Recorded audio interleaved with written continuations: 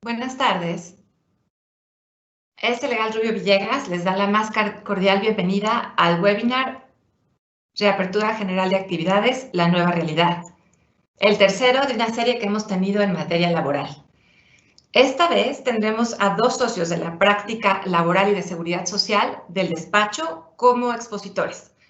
Javier Canseco, especialista en temas laborales y de negocios, dará un preámbulo general. Y después Roberto Álvarez Malo, especialista en temas laborales y experto en protección de datos personales, hablará sobre los lineamientos técnicos para la reapertura. El webinar tendrá una duración máxima de 1 hora, incluyendo al final la sesión de preguntas y respuestas. Ustedes podrán ir formulando sus preguntas en el panel que aparece por escrito, en el panel que aparece a la derecha de su pantalla. Ahí váyanlas anotando y al final daremos unos minutos para responderlas hasta que el tiempo de duración del seminario nos dé oportunidad. Le cedo el micrófono y pantalla a Javier Canseco.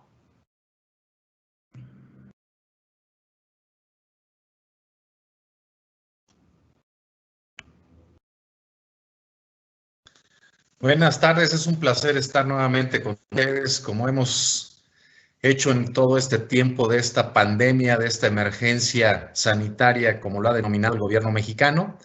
Como todos saben, es algo que vivimos a nivel mundial y que va teniendo pausas país por país.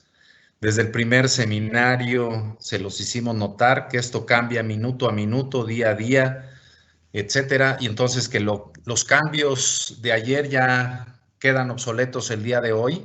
Entonces tenemos que estarnos refrescando, estarnos renovando, ver qué está pasando y mantenerlos al tanto para el adecuado funcionamiento y toma de decisiones en sus empresas.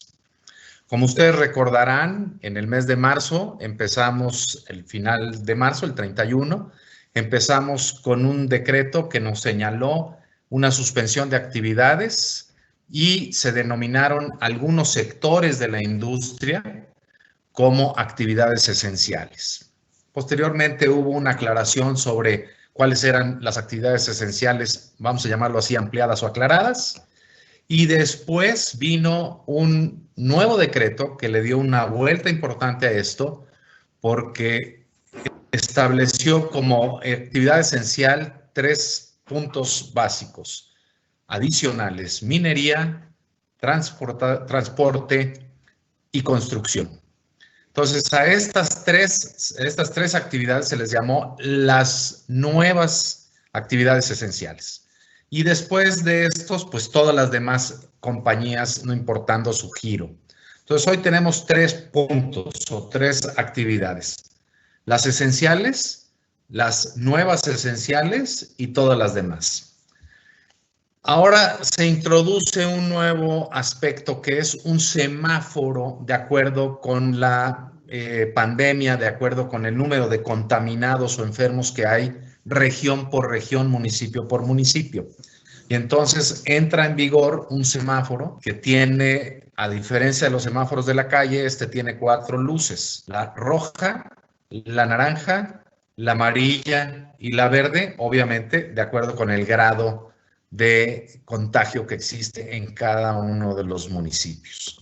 Entonces, estos 2 factores son los que determinan quién en un momento dado puede reactivar su actividad y quiénes deben de suspender su actividad. Estos semáforos se están actualizando cada semana, entonces vamos a tener que estar siempre atentos y alertas en lo que está pasando con los semáforos.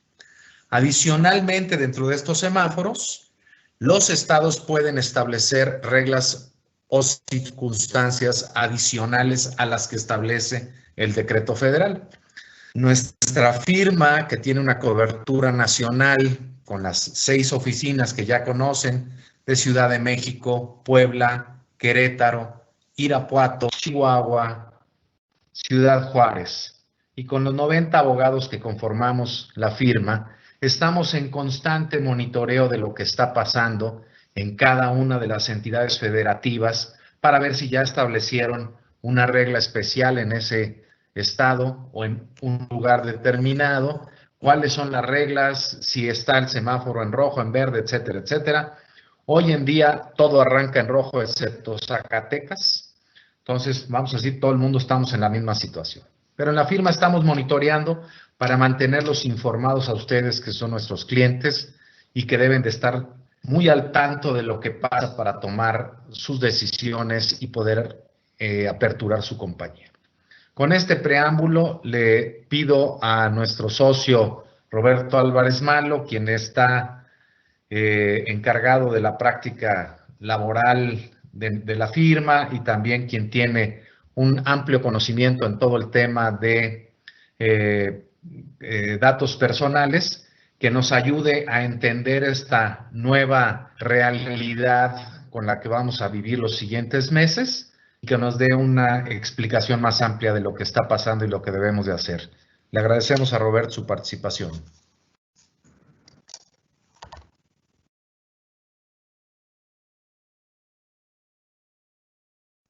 Bueno, buenas tardes, clientes y amigos.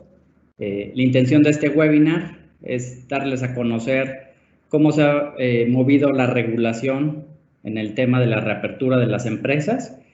Como saben, a finales de semana tuvimos un nuevo acuerdo donde especifican los lineamientos técnicos para la reapertura de las empresas y les daré todo el contexto legal de cómo aplica, para quiénes aplica, cuáles son las reglas del juego. Voy a compartir una presentación para que la vean simultáneamente mientras hablo.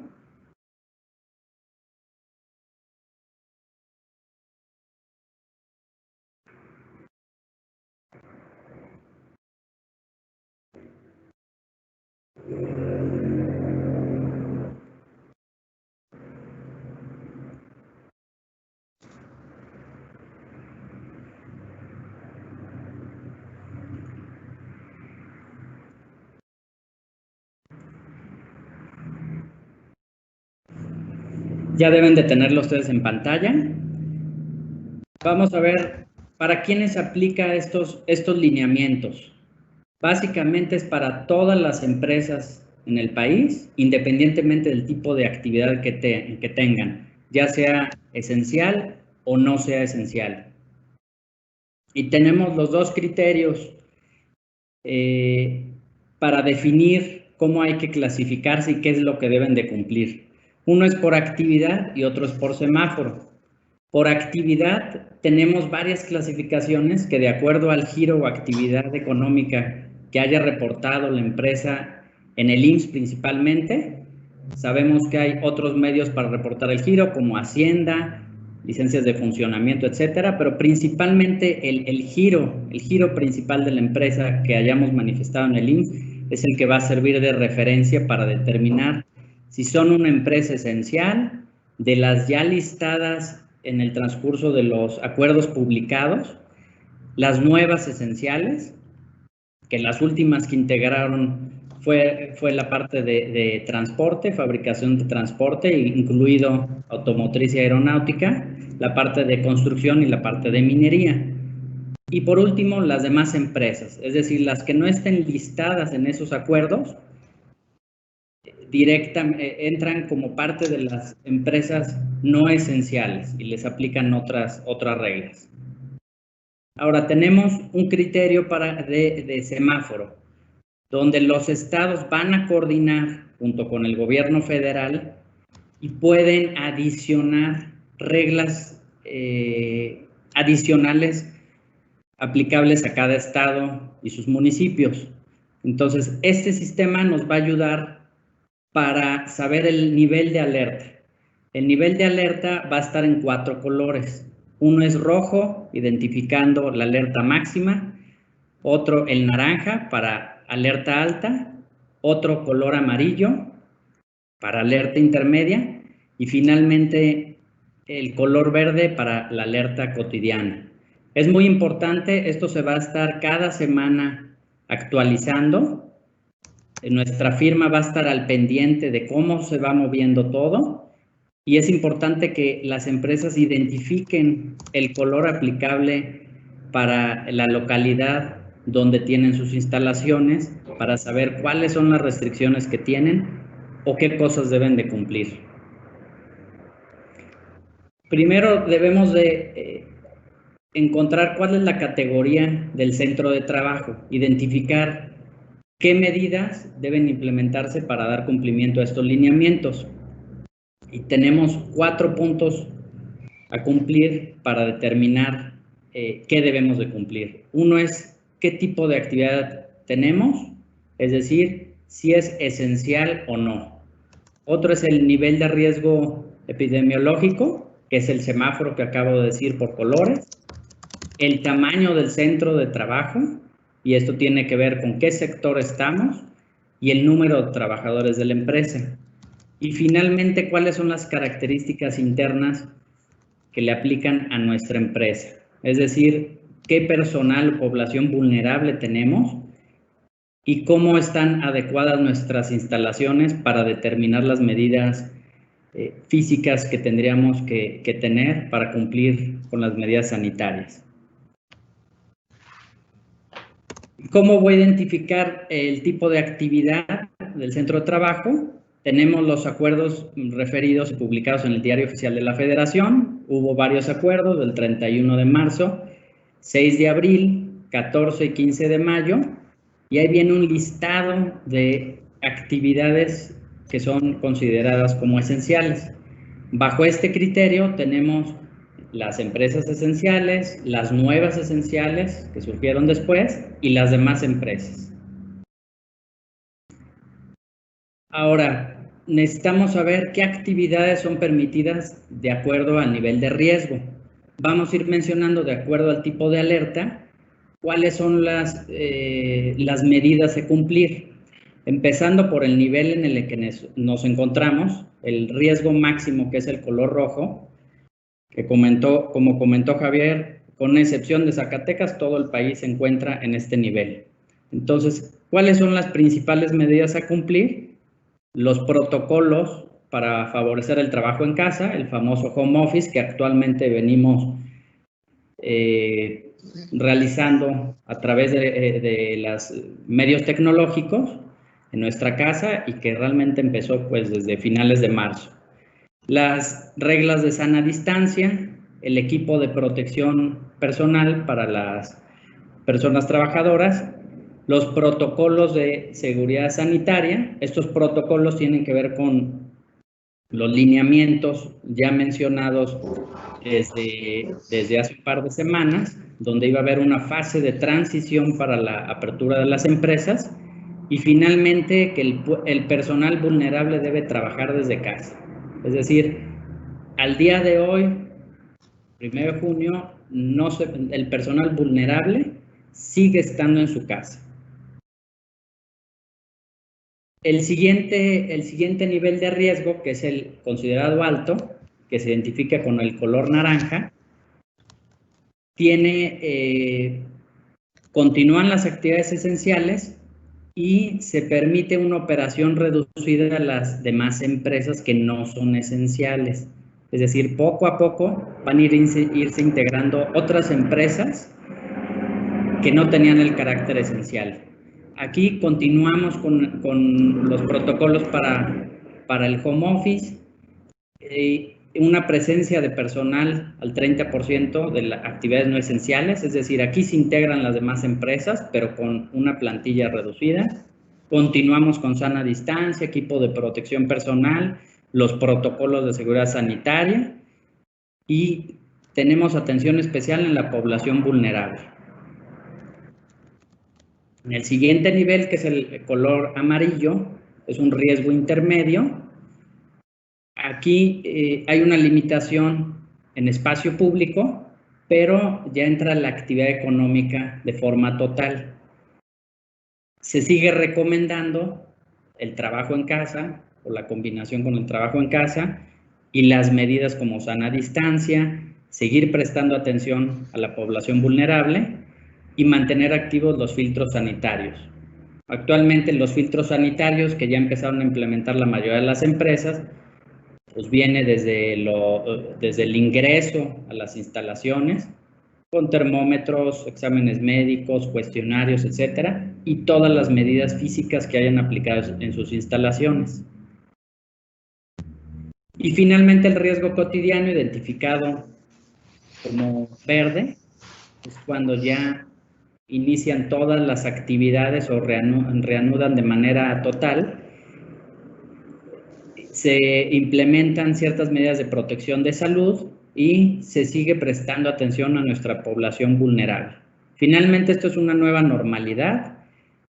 Como trabajábamos antes del inicio de esta suspensión de labores por la pandemia, ya no va a ser igual, y esto va a servir a futuro para todos los protocolos sanitarios que tengan que cumplir las empresas. Ahora, ¿existe un número máximo para trabajar durante estos tipos de alerta? Sí existen ciertas limitaciones de acuerdo al semáforo.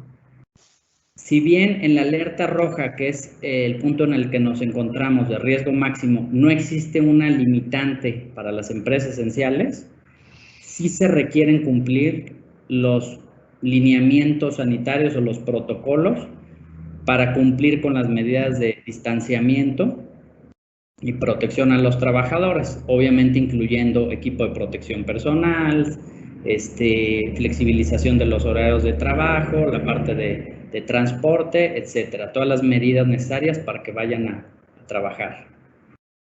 En la alerta naranja, que se considera el riesgo alto, se permiten actividades no esenciales con operación reducida. Como comentaba, ya se introduce a las demás industrias que no son esenciales, siempre y cuando tengan una plantilla reducida al 30%.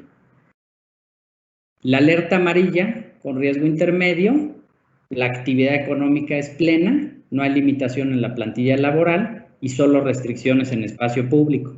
Y finalmente en la alerta verde, todo el personal ya puede asistir al centro de trabajo y laborar de manera total. Otro de los criterios es cómo voy a identificar el tamaño de la empresa para la implementación de medidas, y esto es a través de un sector y número de personas trabajadoras conforme a la siguiente tabla. Y aquí viene desde el tamaño de micro, pequeña, mediana y grande industria, qué tipo de sector pertenecen, si es de comercio, industria o servicios, y en la columna final viene el rango de número de trabajadores en el establecimiento. Entonces, de acuerdo a esta clasificación, voy a poder identificar de qué tamaño es el centro de trabajo para saber cuáles son las medidas que debo aplicar específicamente para mi empresa. Y el punto final de estas consideraciones para la clasificación de la empresa es las características particulares que tiene mi empresa. ¿Y qué consideraciones debo tener? Pues que el personal que tiene una situación de vulnerabilidad o mayor riesgo de contagio para cada uno de las áreas o departamentos, qué personal tiene a cargo cuidado de menores, personas adultas mayores, personas en situación de vulnerabilidad o mayor riesgo de contagio, y finalmente, cómo están delimitadas las distintas áreas de las instalaciones de la empresa, áreas o departamentos que se cuentan, ya sea que sean oficinas, bodegas, si hay atención al público y cuáles son las áreas comunes. Pues también puede ser el comedor, la parte de estacionamiento, cómo son los accesos, etcétera. Cada empresa obviamente tendrá que cumplir ciertos protocolos de manera distinta para adaptarlas a sus instalaciones. Ahora, las estrategias de promoción de salud y seguridad sanitaria que vienen en estos lineamientos para el entorno laboral todo va a ir enfocado a proteger la salud de la gente y la vida. Entonces, los lineamientos que deben considerarse, pues, o promoción a la salud, protección a la salud, y esto implica quedarse en casa mientras no sea necesario ir al centro de trabajo o existe una restricción para ir, en el caso de los vulnerables en alerta roja, hay que quedarse en casa. Propiciar que todas las medidas tengan una sana distancia, desde cómo están divididas las áreas de trabajo, las líneas de producción, las áreas de comedor, todas las áreas donde existe un contacto entre las personas, siempre debe de existir una sana distancia. Los controles de ingreso y egreso, que comentaba todos los filtros sanitarios que se tengan, desde la toma de temperatura corporal, los cuestionarios médicos, la revisión, si se detecta a alguien con algún síntoma, tener un espacio de aislamiento y un protocolo para enviarlos a casa o a revisión médica. Medidas de prevención de contagios y el uso de equipo de protección personal. Finalmente, todo esto tiene que ver con los protocolos sanitarios que ya veníamos viendo para la transición de esta reapertura y que ya habían sido publicados. Inclusive algunas de las empresas ya habían buscado las aprobaciones a través del IMSS para ver que se cumplían con todas las medidas para poder abrir, en el caso de las nuevas esenciales. Ahora, todo esto requiere una vigilancia y supervisión para constatar que existe una correcta implementación de medidas en el centro de trabajo. Entonces, lo primero es, hay que designar un comité o persona que verifique que se está cumpliendo con las medidas de prevención y protección para la empresa. Entonces, este comité no menciona cuántas personas deben de integrarlo. Lo que se recomienda es que sea algo muy similar a una comisión mixta como normalmente ya se tiene en la empresa, como la de seguridad y higiene. Entonces, un comité similar, y también este comité se va a encargar de dar seguimiento a casos de contagio, las personas en aislamiento, llevar una bitácora, un registro de qué personas están en resguardo domiciliario y estar constantemente evaluando cuáles son los posibles casos de contagio para tomar las medidas pertinentes. En las medidas de seguridad sanitaria, todos los centros de trabajo que son esenciales deben autoevaluarse de manera obligatoria y el gobierno pone un link, una página para realizar esta autoevaluación. Esto es voluntario para los centros de trabajo que no son esenciales. Entonces, a partir de esta fecha, 1 de junio, no es necesario obtener un permiso para empezar a laborar. Esto tiene que ver, obviamente, en qué semáforo y nivel de alerta estamos para saber qué empresas pueden iniciar o no. Y lo otro es que el cumplimiento de las medidas de estos lineamientos debe demostrarse ante la autoridad. Es decir, en caso de inspección, tengo la obligación de acreditar ante Inspección del Trabajo que se cumplen todas estas medidas. Y repito, finalmente, eso es voluntario para los demás centros de trabajo que no sean esenciales, y los esenciales sí deben de autoevaluarse y viene el link donde deben de ingresar. Un enfoque especial sigue siendo la población vulnerable. ¿Y a quiénes consideramos como población vulnerable? Son las que tengan determinadas condiciones o características de salud y que son más propensas a desarrollar una complicación o morir por el propio virus del COVID-19. Estos lineamientos adicionan algunos padecimientos que ahorita voy a listar porque los han ido redefiniendo y no estaban incluidos en los acuerdos anteriores, y agregan otro grupo de personas. Inclusive ya no le llaman grupo vulnerable, sino población vulnerable, porque adicionaron otro grupo de personas.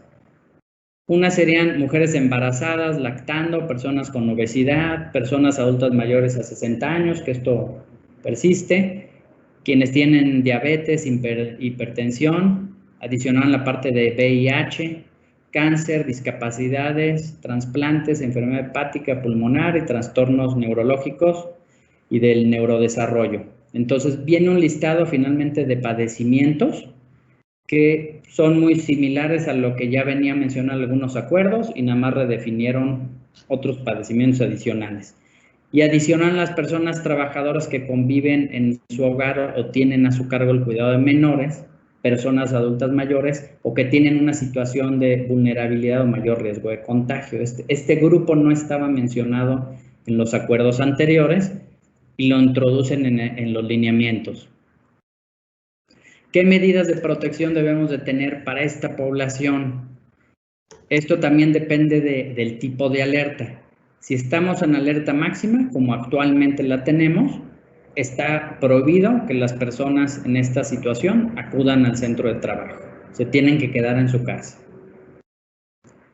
Ahora, en la alerta alta e intermedia, aquí es una recomendación suspender o flexibilizar si deben de asistir o no al centro de trabajo, y por ello los protocolos para trabajo en casa, dentro de lo que se pueda desarrollar en casa, es lo mejor, evitar la movilización de las personas y el contacto entre ellas.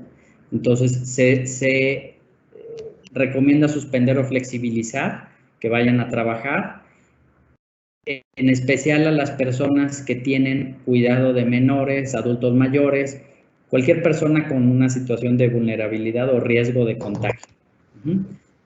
Hay que priorizar el trabajo a distancia, como mencioné, el uso de equipo de protección, la sana distancia y todas las consideraciones especiales desde el ingreso de las personas, o sea, los filtros de ingreso y egreso de las personas, el transporte, el comedor, cualquier otra medida que aplique a su establecimiento para que las personas, para proteger la salud de las personas.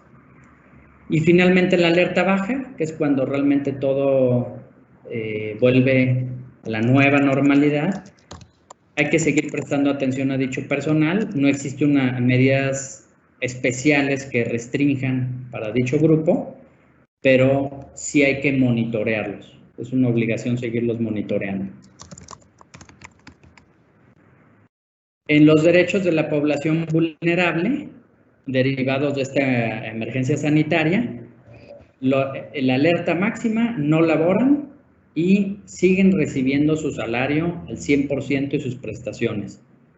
Anteriormente, desde que inició esto en marzo, cuando se pidió que las personas permanecieran en casa, la del grupo vulnerable, se expresó que debía de pagarse o continuar con sus condiciones laborales en estos términos. Entonces, esa regla continúa y la vuelven a rectificar, que hay que seguir con esas condiciones. Durante la alerta máxima, aunque no lo dice expresamente y tenemos criterios en contrarios de los voceros de la autoridad, consideramos que no debe de haber despidos ni están sujetos a convenios o acuerdos que reduzcan su salario o beneficios. Esto porque finalmente genera un riesgo ante el caso de un juicio, una inspección o inclusive que vayan a derechos humanos, prensa, etcétera, a reclamar que hubo un acto discriminatorio o un acto que atentó contra sus derechos. Entonces, la recomendación es no despedir a las personas del grupo vulnerable durante el periodo de alerta máxima en que nos encontramos y no sujetarlos a los convenios de paro que pudieran estar vigentes ahorita en el centro de trabajo para el resto del personal. En los demás tipos de alerta ya se puede incluir a este personal en las reducciones de las plantillas, que desafortunadamente ya varios centros de trabajo han tenido que llegar a este alcance, y los convenios de paro o reducción de jornada, donde se llegan a reducir el salario o cambiar las condiciones de manera temporal. Entonces, los demás tipos de alerta sí los podemos incluir, pero en la alerta máxima consideramos que deben de permanecer intactos sus derechos. ¿Qué información debo obtener para saber si la persona pertenece o no al grupo vulnerable? Esto debe estar documentado y acreditado a través ya sea de su historial médico, con una ficha médica que normalmente tenemos en el expediente de servicio médico de la empresa, donde al ingreso a las personas normalmente se les hace una prueba, ciertos exámenes para saber cuáles son su condición de salud. Entonces podemos tener ahí los antecedentes médicos o contar con una constancia del IMSS donde decrete esta enfermedad diagnosticada para saber que tiene este padecimiento, ¿no? Puede ser que sea previo al ingreso o que la haya adquirido durante su trabajo o durante este periodo de emergencia, ¿no? ¿Y cómo clasificamos las medidas de seguridad sanitaria? Bueno, hay un listado, lo pueden ver en los lineamientos, donde viene separado de acuerdo al tipo de empresa, al tamaño de la empresa, como micro, pequeña, mediana y grande. Entonces, viene una sección donde vienen varias columnas, donde señala cuáles son indispensables, que esas son obligatorias cumplirlas, y cuáles son las recomendadas de acuerdo al tamaño de la empresa. Entonces, ahí en los lineamientos viene esta lista de medidas que deben de ir verificando su cumplimiento, ¿no? A través del propio comité que va a vigilar y supervisar este cumplimiento y los demás órganos relacionados con el cumplimiento de estas medidas. La Comisión de Seguridad e Higiene, Servicio Médico y sus especialistas que tengan en materia de seguridad industrial. Entonces, si hay alguna duda, ahorita las vamos a recibir aquí a través del chat de la presentación, para responderlas con mucho gusto. Roberto, muchas gracias. Muy clara la exposición y creo que abarca los puntos principales y las dudas principales que nuestros clientes tienen en cuanto a su operación y en cuanto a su manejo dentro de la compañía. Tenemos una pregunta que dice, en alerta roja, ¿puedo citar al personal del grupo vulnerable para capacitaciones médicas? Entiendo que es citarlos en la planta. Entonces la repito, en alerta roja, ¿puedo citar al personal del grupo vulnerable para capacitaciones y evaluaciones médicas? Sí, respondiendo a la pregunta, en alerta roja, que es la alerta máxima, no podemos pedirle a la gente del personal vulnerable que vaya al centro de trabajo. Deben de permanecer en casa. Muchas gracias, creo que es muy claro.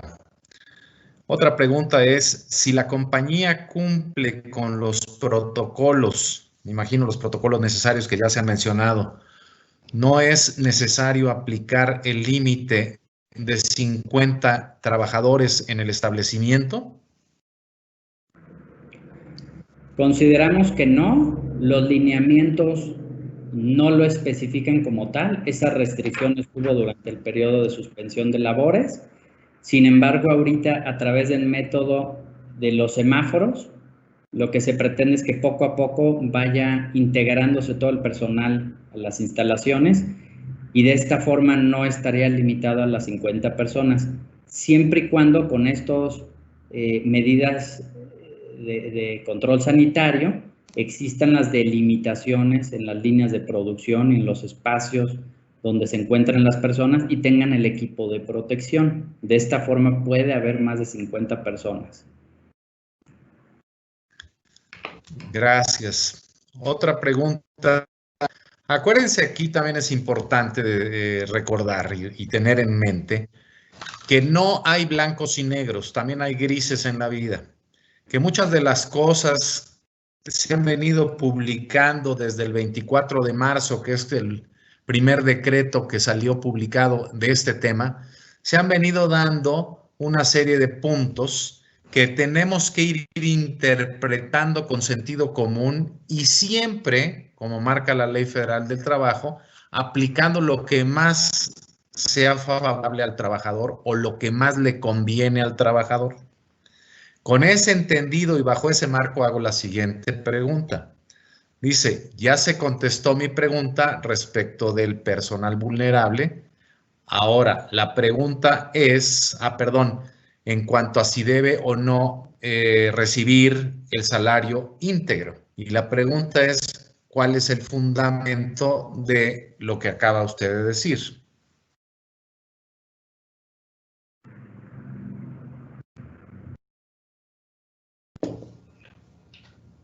¿Sí, Roberto?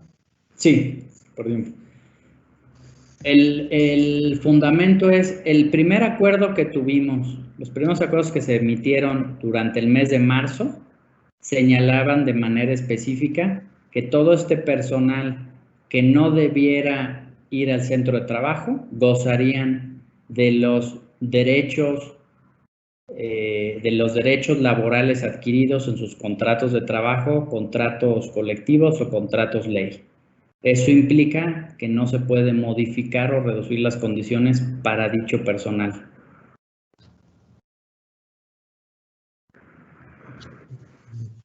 Muchas gracias. Como dijimos, hay veces que queremos, y más cuando no somos abogados, encontrar en el artículo X, dice claramente, no es lo que está pasando.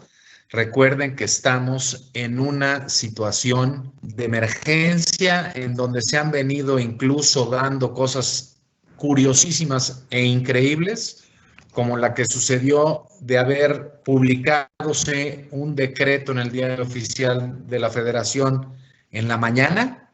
Al mediodía, el propio Diario Oficial de la Federación dio de baja ese decreto publicado y en la tarde, con un escueto comunicado, la gente del Diario Oficial dijo, subimos por un error esto, no tiene ninguna validez. Y al día siguiente, en la mañana, haber publicado algo con la misma que era las actividades esenciales en segunda ronda, voy a decirlo así, o adicionales, y entonces al día siguiente publicaron algo totalmente distinto de lo que habían publicado el día anterior. Entonces, recuerden, no es una cuestión en donde hay blancos y negros, hay interpretaciones, hay puntos adicionales, etc. Otra pregunta. Si mi empresa no es esencial, ¿necesitamos hacer el proceso del IMSS o solamente es para las empresas esenciales? El procedimiento que se había publicado inclusive para esta transición para antes del 1 de junio, ese estaba específicamente para las nuevas esenciales si deseaban regresar a laborar antes del 1 de junio, pero solo era un marco de referencia para las demás empresas, es decir, las no esenciales.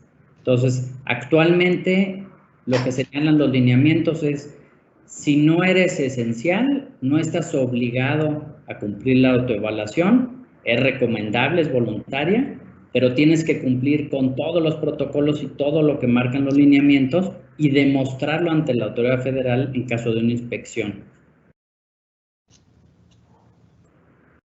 Muchas gracias. Otra pregunta, porque creo que este tema alguien le mete ruido y crea más confusión. Aunque sé que ya lo dejaste claramente especificado, lo voy a volver a preguntar porque está así, pero creo que hay que poner un poco más de atención en esto y no dejarse llevar por la oleada. Dice, ¿todo el personal vulnerable puede ser pagado solamente con el salario mínimo? ¿Cuál es el fundamento para que se esté pagando el salario mínimo? Porque muchas empresas lo están haciendo.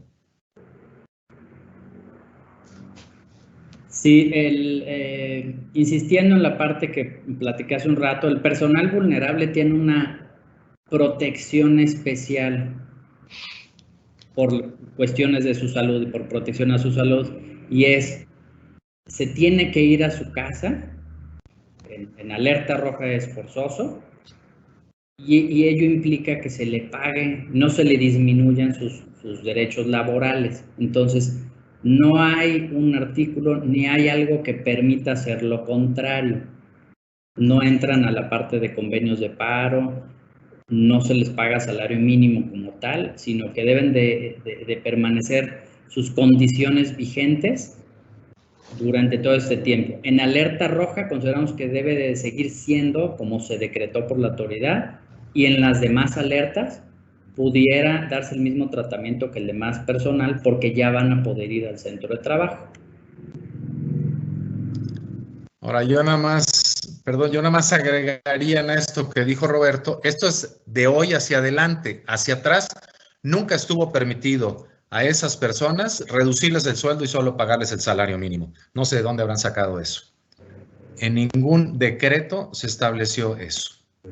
Aquí hay una pregunta interesante que va a ser motivo de muchas controversias o de muchas preguntas en el futuro por venir. Dice, en caso del nuevo grupo vulnerable, es decir, de las personas a cargo de menores, adultos mayores,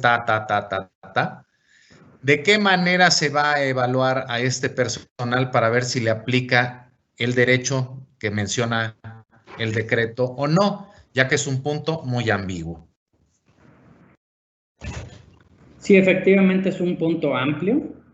Los lineamientos no lo mencionan de manera expresa, simplemente adicionan que debe de protegerse a esas personas y dárseles cierta flexibilidad y de alguna manera tratarlos de manera similar como las demás personas que tienen un padecimiento. Pero no existe una regla. Como comentó Javier, el espíritu de la ley es que en caso de duda siempre vamos a encontrar la aplicación o la interpretación más favorable a la persona trabajadora. Entonces, en ese sentido, hay que buscar que los controles que tengamos permitan cumplir el espíritu de esta norma. Sí, y tristemente se va a prestar a que algunos vivales salgan con que pues no puedo ir a trabajar, ¿verdad, señor? Porque ahí en la casa tengo 2 viejitos y 24 niños y pues eso me impide ir a trabajar, ¿verdad? Entonces, sí es muy ambiguo, sin duda alguna, va a generar muchos escozores y va a hacer que las personas que no son éticas, que desgraciadamente hay algunos, quieran abusar y tomar ventaja de esta ambigüedad. Hay otra pregunta que dice, ¿qué pasa si al momento de informarle a un colaborador que está de baja, informa que tiene coronavirus, por lo tanto no puede ir a la comida? ¿Se cortó la comunicación? ¿Podría repetirla, Javier? Sí, dice, ¿qué pasa si al momento de informarle a un colaborador que está dado de baja, es decir, al momento de desvincular a una persona de la empresa, esta persona me informa y yo valido, o sea, me doy por checo y es cierto lo que me dicen, que tiene coronavirus y que no puede ir a firmar? Bueno, en principio yo creo que detiene el proceso para poder desvincular a la persona, porque no debe de acudir al centro de trabajo por ningún motivo si está contagiado. ¿Qué puede dar lugar a esto? Pues que la persona, a través de los medios electrónicos que puso el IMSS a disposición para obtener incapacidades en caso de sospecha, pues va a poder obtener una incapacidad y durante ese periodo no lo vamos a poder despedir, sino hasta que se reintegre. Pero no podemos obligarlo a ir por decir, oye, ya te voy a desvincular y tiene que ser hoy, porque no se le puede obligar como tal, ¿no? Entonces, en mi opinión, va a crear otro panorama y vamos a tener que adaptarnos a ese nuevo panorama para adaptar la decisión. Muchas gracias. Dice, en esta fase estamos obligados a registrarnos para iniciar o continuar operaciones en el estado. Esto es de manera federal, no tenemos un proceso para el estado como tal, simplemente es de acuerdo al nivel de alerta. Como mencioné, empezarán ciertas funciones, ahorita únicamente esenciales pueden trabajar y las nuevas esenciales, y en los demás, en los semáforos de otro color más bajo, podrán irse integrando las otras actividades. Las demás actividades no requieren como tal este proceso de aprobación que se había dado para las nuevas esenciales ahorita en estas últimas 2 semanas de mayo. Ese únicamente estaba enfocado para la minería, construcción y fabricación de equipo de transporte. de que si cumplían con todo este proceso, podían obtener la aprobación del IMSS e iniciar las labores. De lo contrario, a partir del 1 de junio, únicamente hay que recurrir a la parte de la autoevaluación, obligatoria para las esenciales y únicamente voluntaria para las demás. Muchas gracias. Y la siguiente pregunta es la misma. Somos una empresa manufacturera no esencial. ¿Debo de reportar al Seguro Social o no? Es un poco lo que ya acabas de responder, ¿no? Hay otra pregunta que dice, ¿en qué momento sabremos el cambio del semáforo y cuál es el día recomendable y dónde confirmarlo? Yo diría que razonablemente se va a cambiar todas las semanas, dependiendo estado por estado. Lo que originalmente dijeron es que se iba a publicar los viernes para aplicarse a partir de los días lunes. Sí, ahí hay que estar al pendiente de los canales oficiales, tanto del gobierno federal como de cada estado.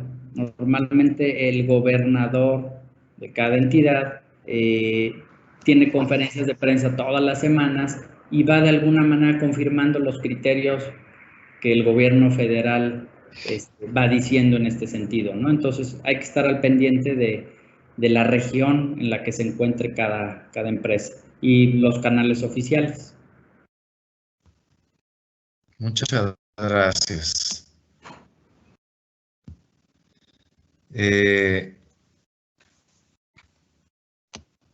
Creo que esta es la última pregunta que tenemos. Yo les pido de favor a quien desee más información. Tenemos una más, dicen, empresas no esenciales, debemos informar a la Secretaría de Trabajo que vamos a abrir semáforo naranja. Las no esenciales en alerta naranja, si es necesario aviso. Sí, no. Aviso a la Secretaría de... No es necesario, simplemente se empiezan a integrar, no se requiere una aprobación, como mencioné, la autoevaluación es voluntaria y únicamente lo que están obligados es a cumplir los protocolos sanitarios y a tenerlos a disposición de la autoridad federal en caso de una inspección. Entonces no se requiere una aprobación como tal, ni un aviso a las autoridades estatales o federales.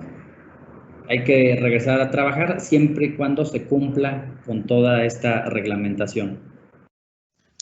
Gracias. Otra pregunta, dice, somos una empresa esencial, por lo tanto nunca detuvimos nuestras operaciones. Y ahora la pregunta es, ¿debo cumplir con la autoevaluación?